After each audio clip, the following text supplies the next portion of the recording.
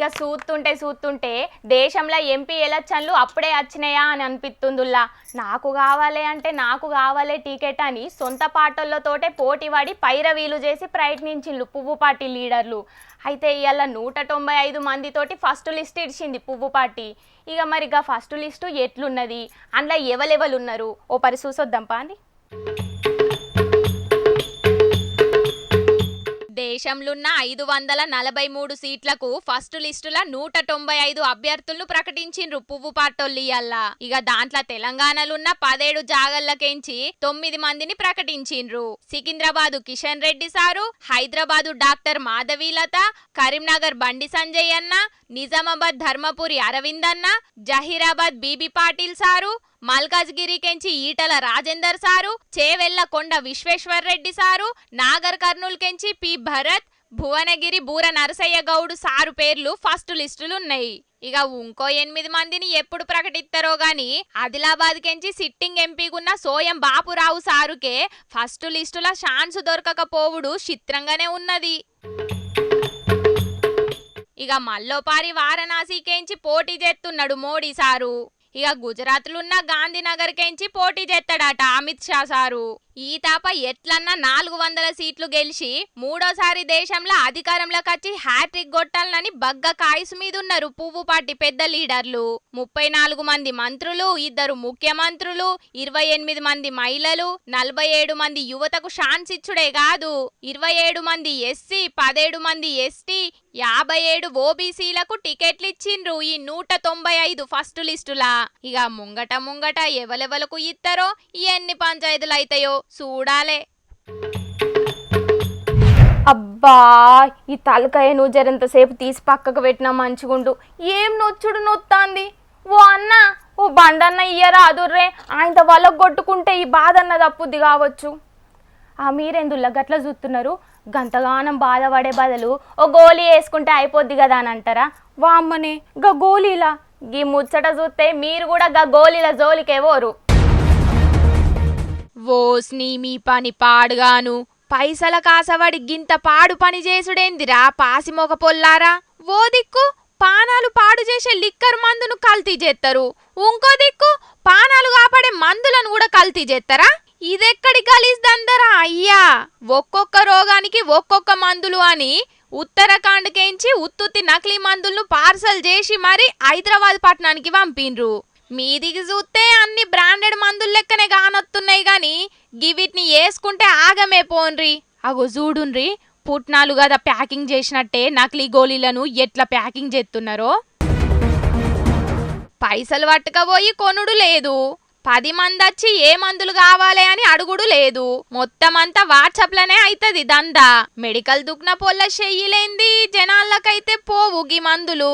మరి హైదరాబాద్లున్న కొందరు మెడికల్ దుగ్న పొల్లకు ఏం తక్కువైందో ఏందో గాని గిసొంటి నకిలీ మందులను అగ్వకు కొని ఎక్కువకు అమ్ముకుంటున్నారట. మీ పైసల కక్కుర్తి కోసం పబ్లిక్ పానాలతోటి ఆడుకుంటారా? అరే నీ అవ్వ, ఇప్పటికే ఏం తింటున్నామో ఏందో తెలవకుండా కల్తీ తిండి తింటున్నామంటే ఇంకా రోగాలకు నొప్పులు తగ్గనికి వేసుకునే గోళీలను కూడా కల్తీ తయారు చేస్తే ఎట్లా బతకాలే ఏందన్నట్టు అని గరమైతున్నారు గీ ముచ్చటెరకైన పబ్లిక్.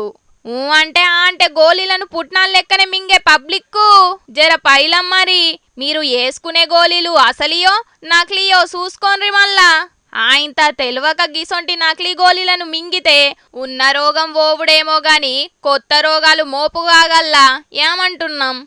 కాలగర్భంలో కలిసిపోయిన వస్తువులో, బిల్డింగులో, లేకపోతే గుడిలో గిట్లా షాన్నే బయట పడ్డాయన్న ముచ్చట్లు ఇదివరకు షాన మల్కల్నే చూసినాం. అబ్బా గప్పుడు గిట్లుండేనా, గిట్ల కట్టినరా అని వాటిని చూసుకుంటా మస్తుగా సంబురపడుతూ బీరిపోతాం. ఇప్పుడు కూడా హైదరాబాద్లో గసొంటి ముచ్చట్నే ఒకటి అయిందుల్లో. ఎన్నో ఏండ్ల కిందటి ఓ వస్తువు ఇప్పుడు బయట పడే వరకు అందరి కాళ్ళు అటే ఉరుకుతున్నాయట. మరి గదేందో గదాని స్పెషల్ ఏందో గీ ముచ్చట చూసి తెలుసుకొని రాపోండి. అగ్గో గిడ కానొత్తున్నది కదా, గిదే గిప్పుడు బయట పడ్డం మిషను. ఏందో పోస్ట్ డబ్బా లెక్కున్నది, ఎవల్దిది? బ్రిటిష్ వాళ్ళు వాడిందా ఏంది అని అనుకుంటున్నారా? గది జూడ్నీకి పోస్ట్ డబ్బా లెక్క ఫోన్ డబ్బా లెక్క గానొత్తున్నది గాని గది పెట్రోల్ పంపు. ఎన్కట హైదరాబాద్ ను పాలించిన నిజాం రాజులు ఆళ్ల కార్లల్ల పోసుకునేటందుకు సొంతగా పెట్టుకున్న పెట్రోల్ పంపు. అగ్గో గా ముళ్ళులు గానొత్తున్నాయా మిషన్లా? గవ్విటితోటే ఎన్ని లీటర్లు అనేది కొలుతారాట? 0కెంచి 20 దాకా 1 లీటరు, 20కెంచి 40 దాకా 2, 40కెంచి 60 దాకా 3, 60కెంచి 80 దాకా 4, 80కెంచి మళ్ళా 0 దాకా తిరుగుతే 5 లీటర్లు అన్నట్టు. దీన్ని చెయ్యితోటి తిప్పుకోవచ్చు, కరెంటు తోటి వాడుకోవచ్చట. మరి చీకట్ల కనబడేతందుకో ఏందో గాని దాంట్లో ఓ బుగ్గ కూడా పెట్టిండ్రు. హైదరాబాద్ పట్టణంలో ఉన్న కేబీఆర్ పార్కుల దినాము చాలా మందే వాకింగులు జాగింగులు చేస్తారు. మరి గిన్నొద్దులు ఎవ్వల కంట్ల ఎట్లా పడలేదో, ఎవ్వలు గటు దిక్కు నజరయ్యలేదో గాని గిన్నాళ్ళకైతే గిప్పుడు కేబీఆర్ పార్కుల బయట పడ్డది గీ పెట్రోల్ పంపు. మరి గిప్పుడు దాన్ని పనిచేసేటట్టు ఏమన్నా చేస్తారో అధికారులు, లేకపోతే ఏందో గాని గిప్పుడైతే దీన్ని జూన్నీకి మస్తుగా ఎగబడుతున్నారట పార్కుకొచ్చే పబ్లిక్. నీ అవ్వ గిన్నొద్దులు గిన్నె తిరిగినాం గాని ఎన్నడు గాన రాలేదు కదా, గమ్మతే ఉన్నది అని పరిశాన్ అవుతున్నారట పార్కుల వాకింగ్ చేసేటోళ్ళు. మరి గట్లుంటది చారిత్రాత్మక హైదరాబాద్ పట్నం తోటి. ఇంకా బయటపడని గిసొంటి చిత్రాలు పట్నంలో ఇంకెన్నున్నాయో మరి. వామ్మనే గింత తెలివా, గింత మోసమా, గింత పెద్ద క్రిమినల్ మైండ్లా? గిసొంటి సినిమాలనే ఉంటాయి అనుకున్నాం గాని బయట కూడా చేస్తారని గిప్పుడే ఎరకైంది. సర్కార్ ఆఫీసర్లు పనిచేయకుండా జీతాలు తీసుకుంటారని ఎరికే, లంచాలు కూడా తీసుకుంటారని కూడా ఎరికే. కానీ సర్కార్ ఆఫీసుల గిట్ల కూడా అవుతుందా అని పరిశాన్ అవుతారు గి ముచ్చట చూస్తే. ఏం మోతవారులు ఉన్నారు జిహెచ్ఎంసీ ఆఫీస్లా. కొలువుకు పోయి పని చేయకుండా టైంపాస్ చేసి జీతాలు తీసుకునేటోళ్ళు ఒకెత్త అయితే, వాళ్ళ జుట్ట నుంచి వెళ్ళిన వాళ్ళు కూడా ఉన్నారు. మరి సర్కారు జీతమనో లేకపోతే అడిగేటోళ్ళు ఎవరు ఆపేటోళ్ళు ఎవరు ఎవరికి అవుతుందని పుక్కిట్లకి వచ్చే పైసలతోటి చేసిర్రో తెలియదు. కానీ రిటైర్ అయినా కూడా ఇంకా జీతాలు తీసుకుంటున్నారట. ఇక నకిలీ వేలు ముద్రలతోటి కూడా జీతాలు తీసుకుంటున్నారట కొందరు సూపర్వైజర్లు. వాళ్ళందరినీ తీసేస్తున్నాడు కమిషనర్ రొనాల్డ్ రాస్ సారు. ఇప్పటికైతే రిటైర్ అయినా కూడా జీతం తీసుకున్న 37 మందిని తీసేసిండు. ఇక అట్లనే 14 మంది సూపర్వైజర్లను కూడా తీసేసిండట. ఇక ఇంతటితోటి ఆగదట, ముంగట కూడా ఇంకా చాలా మందినే తీసేస్తారట.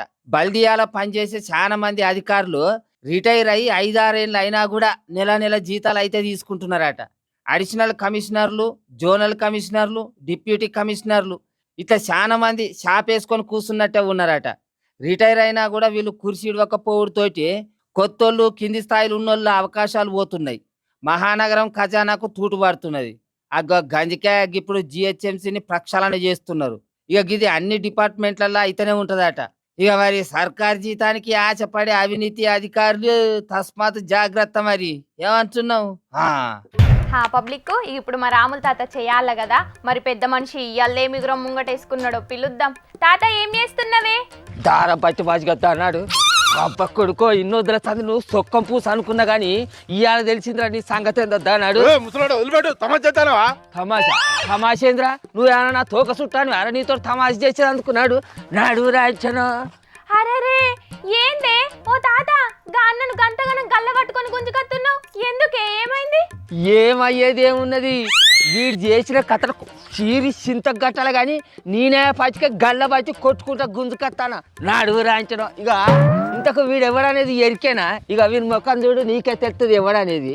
ఎవలనేది నేను చక్కగా కనిపెట్టకపోతే ఎవరు కావచ్చు? అరే మన ఊళ్ళో చింత కిందోళ్ళ వార్డు నెంబర్ ఎంకటన్న కాదే? గా అన్నను ఎందుకు గంతగనం కొట్టుకుంటా తీసుకుపోతున్నావు? వీడు నికార్సైన సొక్కం పూసని సన్మానం చేసేందుకు గా మహేశ్వరం నియోజకవర్గం చెయ్యి పార్టీ ఇన్ఛార్జి కిచ్చన్న గారి లక్ష్మారెడ్డి సార్ దగ్గరికి తీసుకుపోతాను. ఏట గుంజుతాను ఎవరో రాంచను. ఇంతకు గీ అన్న చేసిన తప్పేంది? దానికి ఆ కిచ్చన్న గారి లక్ష్మారెడ్డి సార్ దగ్గరికే ఎందుకు తీసుకుపోతున్నావు? అది చెప్పు ముసలోడా.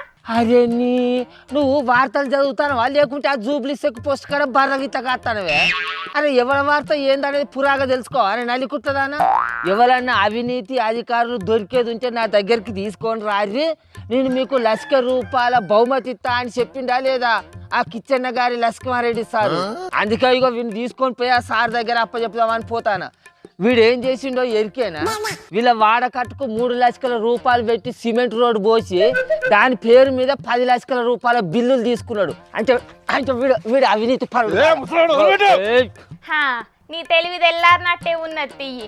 ఆ సార్ అన్నది సర్కార్ కొలువులు వేసేటోళ్ళు ఎవరన్నా మీ దగ్గర లంచాలు అడిగితే వాళ్ళను ఏసీ బోళ్ళకు దొరకబట్టిస్తే ₹1,00,000 బహుమతి ఇస్తా అన్నాడు. కానీ గిట్లా నకిలీ పనులు చేసే లీడర్లను కాదు. ఓస్ని సార్ అట్లా అన్నాడు. అవినీతి అధికారులు అని అంటే ఈ లీడర్లు కూడా కావచ్చు అనుకొని మాసిన మొక్క పోని గుంజుకొని వస్తాను. అరే సర్కారు కొలువు చేసేటోళ్ళే అవినీతి అధికారులు వాళ్ళని బట్టియాలని అంటే మరి కాంట్రాక్ట్ పనులలో కొత్త రూపాయలు కమాయించే లీడర్లను ఎవరికి బట్టియాలి పిల్ల?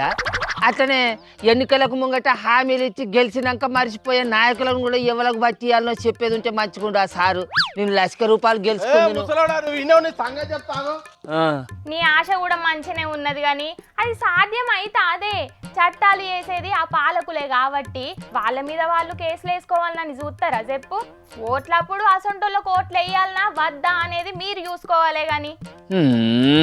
ఇది ఏమైనా మా ఓటర్లు ఎంబడే పడతా అంటది. మీరు కోటర్లు తీసుకొని ఓటేస్తాండ్లు, నోట్లు తీసుకొని ఓటేస్తాండ్లు అని. మరి ఆ నాయకులు కూడా ఈ కోటర్లు నోట్లు ఇవ్వకుంటేనే ఓట్లు అడుగుతలేరు కాదే, మేమేం చేయాలి మరి? అరే మరి అవి తీసుకోకుంటే వాళ్ళు ఏమనుకుంటారో ఏమో అని వాటిని తీసుకొని ఓట్లు వేస్తాను మోమాటం కొద్దీ. ఏం చేయమంటాను? మీరు మొహమాటానికి నోటు తీసుకొని ఓటేస్తే లీడర్లు బహాటంగానే ఇచ్చిన హామీలను మర్చిపోతారు. దాంట్లో తప్పేముంది చెప్పు? అంతే నువ్వన్న దాంట్లో కూడా తప్పు లేదు. కానీ ఈ మహేశ్వరం నియోజకవర్గం పార్టీ ఇన్ఛార్జి కిచ్చన్న గారి లక్ష్మారెడ్డి సారు మంచి ఆఫర్ పెట్టిండు కదా. సర్కారు కొలువులు చేసే ఆఫీసులల్లో ఒకలో ఇద్దరు తలకు మార్చిన వాళ్ళు లంచాలు తీసుకునే అధికారులు ఉంటారు. కానీ అయితే అసొంటోళ్ళని దొరకబట్టించిన వాళ్ళకు ₹1,00,000 ఇస్తా అని ఆఫరు భలే పెట్టిండు. నేను కూడా చిన్నప్పటి కాంచెల్లి దొరకబడదును. అవినీతి పరులు డబ్బులు అడిగితే నేనే ఆ డబ్బులు ఇస్తా, మీరు ఆ డబ్బులు ఇచ్చి నాకు చెప్పండి, వాళ్ళను ఏసీబీ అధికారులకు పట్టిస్తా. మీరు పట్టించడానికి సహకరించిన వాళ్లకు ₹1,00,000 ప్రైజ్ ఇస్తా కేఎల్ఆర్ ట్రస్ట్ ద్వారా. అవినీతి అంతమే నా పంతం. ఇట్లా ఆఫర్లు పెట్టినంత మాత్రాన లంచాలు ఆగుతాయా అనే? పనులు కావాలని ఆశతోని ఇచ్చేటోళ్ళు ఇస్తూనే ఉంటారు, పుచ్చుకునేటోళ్ళు పుచ్చుకుంటూనే ఉంటారు లంచాలు. ఏందో ఏమో కానీ నాకు ₹1,00,000 వస్తేమోనన్న ఆశతోటి పొద్దుడి కాంచెలి వెనుకటి కానీ తిప్పుకుంటా ఏమో కొట్టుడుకు వచ్చిన పిల్ల వీడు ఎడిపోయిండో ఏమో కదా. అబ్బా కొడుకు వీడు అత్తాడు నాయను, నా మక్కలని సాపు చేసినా చేస్తాడు వీడికి దొరుకుతాగు. నువ్వు ముదురు అయితే నేను దేశం ముదురురా బయట వాసి. చూసిండ్రు కదా పబ్లిక్, మహేశ్వరం నియోజకవర్గంలో లంచాలు తీసుకునేటోళ్ళు ఎక్కువైనరాట. సర్కార్ ఆఫీసులల్లో లంచాలు తీసుకునేటోళ్లను ఏసీ బోళ్ళకు పట్టిస్తే పట్టించిన వాళ్లకు ₹1,00,000 ఇస్తా అని ఆఫర్ పెట్టిండు పార్టీ ఇన్ఛార్జు లక్ష్మారెడ్డి సారు. చూడాలి మరి సార్ ఇచ్చిన ఈ ఆఫర్ను ఎంతమంది ఉపయోగించుకుంటారో, ఎంతమంది అవినీతి పరులను పట్టిస్తారో. పబ్లిక్ ఎప్పటి లెక్కనే ఇయ్యాల సుతం మీకోసం కొన్ని లిల్లిపుట్ వార్తలు పట్టుకొచ్చిన, మరి అవి సుతం చూసేయండి. ఇప్పుడున్న పోటీ ప్రపంచంలా సర్కార్ నౌకరి కొట్టాలంటే తలపానం తోక్కచ్చినంత పని అవుతుంది. గసొంటిది గీమైతే ఒక్కటే పారి 2 కొలువులను సంపాదించిందట. గీ అక్క పేరు జ్యోతి. మైబాద్ జిల్లా కే సముద్రంలో హోటల్ నడుపుకుంటా బతుకుతున్నారట. గిమే లగ్గానికి ముందు ఇంటర్మీడియట్ దాకా చదువుకున్నదట. అటెన్కల ఇంట్ల పనులు పిల్లలు చేయబట్టి చదువును బంధు పెట్టి హోటల్లో ఇంట ఆయనకు సాయంగా పనిచేసేదట. కానీ చిన్నప్పటి సంది గీమకు పెద్ద చదువులు చదువుకొని సర్కారు కొలువు కొట్టాలని మస్తు కాయసు పడేదట. పట్టు వదలని విక్రమార్కుడు లెక్క ఓ దిక్కు హోటల్లో పనిచేసుకుంటానే టైం దొరికినప్పుడు చదువుకుంటా MA BEd సుతం పూర్తి చేసుకున్నదట. ఇక మొన్న పడ్డ పోటీ పరీక్షలు రాసే వరకు 2 కొలువులు, ఒకటి గురుకుల PGT, ఇంకోటి జూనియర్ లెక్చరర్ పోస్టులను సంపాదించిందట. ఇగి ముచ్చట గురించి అక్క ఏమన్నదో ఈనుండ్రి. ఖాళీగా ఉన్న టైంలో నా గోల్ రీచ్ అవ్వడానికి పట్టుదలతో నేను ఖాళీగా ఉన్న టైంని వినియోగించుకొని నేను చదివాను. ఈరోజు నేను PGTగా అండ్ గురుకుల జూనియర్ లెక్చరర్గా సెలెక్ట్ అయ్యానండి. సో ఈరోజు నాకు చాలా హ్యాపీగా ఉంది. ఈ స్థాయికి నేను చేరుకున్నా అంటే దానికి కారణం నా తల్లిదండ్రులు, మా అత్త మామ, మా హస్బెండ్, వీళ్ళంతా ప్రోత్సాహం నా వెనకాల ఉంది కాబట్టి. ఓ దిక్కు హోటల్ల పని చేసుకుంటా ఇంకో దిక్కు ఇంటి పనులు సక్కదిద్దుకుంటా నడిమిట్లా ఇడిచిపెట్టిన చదువును మళ్ళా షురువు చేసి కష్టపడి 2 సర్కారు కొలువులు కొట్టిందంటే గీ అక్క నిజంగా చాలా గ్రేట్ కదా. ఇంటి పట్టు నుండే అక్కలు చూసిండ్రు కదా, గీ అక్కను ఆదర్శంగా తీసుకొని మీ సత్తా ఏందో చూపియండ్రి ఏమంటున్నాం.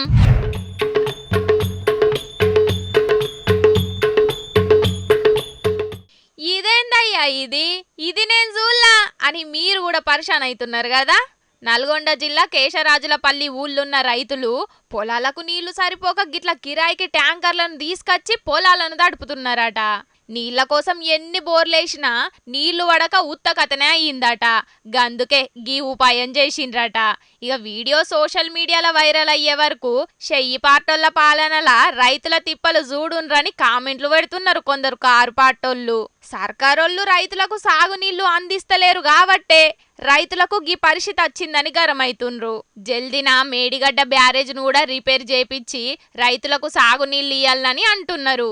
ఏహే గిదంతా ప్రతిపచ్చ పుల్ల స్టంటు. ఉత్తగానే సర్కారు మీద బట్టగాల్చి మీదేయాలని 4 ట్యాంకర్లను పెట్టి గిసొంటి వీడియోలు చేపిస్తున్నారని కొందరు చెయ్యి పాటోళ్ళు గరమైతున్నారు. మరి ఈ వీడియో ఎంతవరకు నిజమో తెలియదు గాని అసలుకే ఎండాకాలం రైతులకైతే నీళ్ల కోసం ఎసొంటి తిప్పలు కాకుండా చూడున్రయ్యా. అట్లనే పబ్లిక్కు ఈ ఎండాకాలం పోయేదాకా మీరు కూడా నీళ్లను జర చూసి వాడుకోన్రి ఏమంటున్నాం. తాగుడు మీ బ్యాడ్మింటన్ ఆట అంచేనే రాకెట్ బ్యాట్ పట్టుకొని కాకును కొట్టుకుంటూ స్పీడ్గా ఆడే ఆట. గసొంచి ఆటను గీన చూడు చీపురు కట్ట పట్టుకొని ఎట్లా ఆడుతున్నాడో.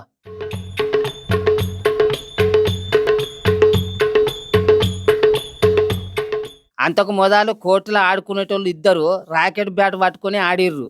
మరి గీన ఎవ్వలో కానీ నడిమిత చీపురుతోని ఊడ్చుకుంటూ వచ్చి బ్యాడ్మింటన్ ఆడిండు. అవతలున్న మనిషి రాకెట్ పట్టుకొని ఆడినా సుతం, గీన మాత్రం చీపురు గట్టతోని గురి తప్పకుండా కాకును కొట్టిండు.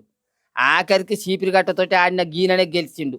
ఏడైందో ఏమో కానీ ఈ వీడియో వైరల్ అయ్యే వరకు బ్యాడ్మింటన్ ఆటను గిత్త కూడా ఆడచ్చునా, ఎవర్రా నువ్వు గింత టాలెంటెడ్గా ఉన్నావు అని పరిశాన్ అయ్యారు చూసిన వాళ్ళందరూ. చీపురుతోనే గింత సూపర్గా ఆడిందంటే ఇక రాకెట్ బ్యాట్ పట్టుకొని ఆడితేనైతేనా వరల్డ్ కప్ సుతం కొడతాడని కామెంట్ పెడుతున్నారు గిన టాలెంట్ చూసిన వాళ్ళు.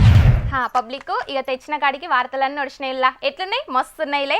ఇవుల్లా ఈ అల్టీశ్వరప్ప హోమియో క్లినిక్ సమర్పించు జోర్దార్ వార్తలు. మళ్ళొచ్చే జోర్దార్ వార్తలలో మస్తు జోర్దార్గా అందరం కలుసుకుందాం. అప్పటిదాకా ఏం చేస్తారంటే చూస్తూనే ఉండండి హెచ్ఎం టీవీ. నమస్తే.